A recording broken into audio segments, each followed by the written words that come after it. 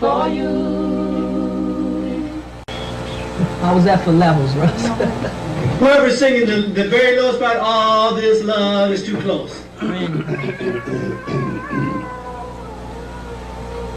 Okay, one more time. Let's do the whole thing one more time.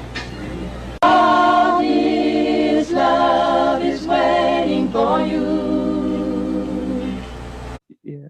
So, okay, so I was saying, so we were at Motown in a meeting, and Stevie Wonder just came in the meeting out of nowhere, and he told Mr. Gordy, he said, I just want to tell you, I heard some of their demo, because we were just signed with them, and everybody in Motown was like, did you hear about these new kids, these new family groups that Berry Gordy Simone? So Stevie had heard our demo, and he said, I'm telling you right now, he said, leave them alone, let them do what they want to do. He said, this is a very unique family. He said, and if you try to change them, he said, you're going to stifle them. And I didn't know what he was talking about at the time, because I didn't even know what the word stifle meant, And, but plus I was caught up in the fact, like, is that Stevie Wonder?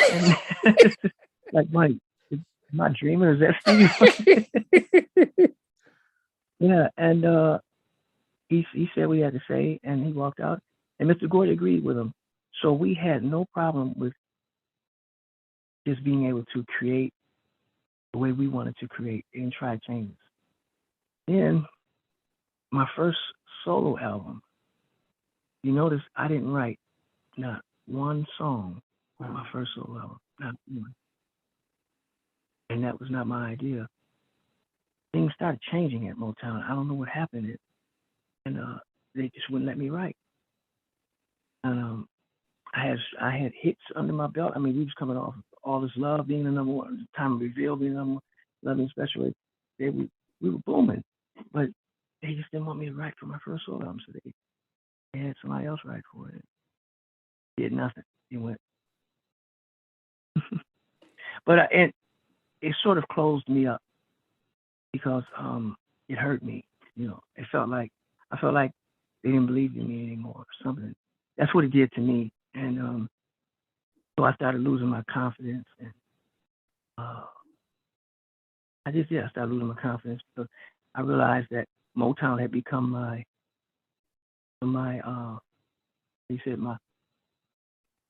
they had become the measuring stick that constituted my self-worth. Mm-hmm. So if they didn't want me to write, I felt like I must not be nothing. Mm-hmm. So I had to change that. That's when God showed me. He said, I don't want you looking at man anyway. Look to me. I'm your source.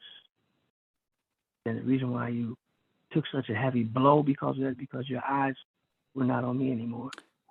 So I say for that much out of it, that I got that out of it, that was good. But I still don't understand to this day why they didn't want me to write. Yeah, but it's and during those days, I can't imagine what it's like when you have the gift, that gift just to be able to, and especially when you look back at what Bobby told you, like, don't be like me, be yourself. And so naturally you expect your own words to come out of your mouth and the believability that we as audience and fans would be able to see. There seems to be a difference when somebody else is writing for you. And at that time, you're not able to question. I don't know how the music labels work, but you can't say, no, here's my 8 songs and put up a fight. It's just take it or leave it. Was that how it? Everything is structured in the contract. Wow. And our contract was structured as so that Motown really owned us collectively and individually.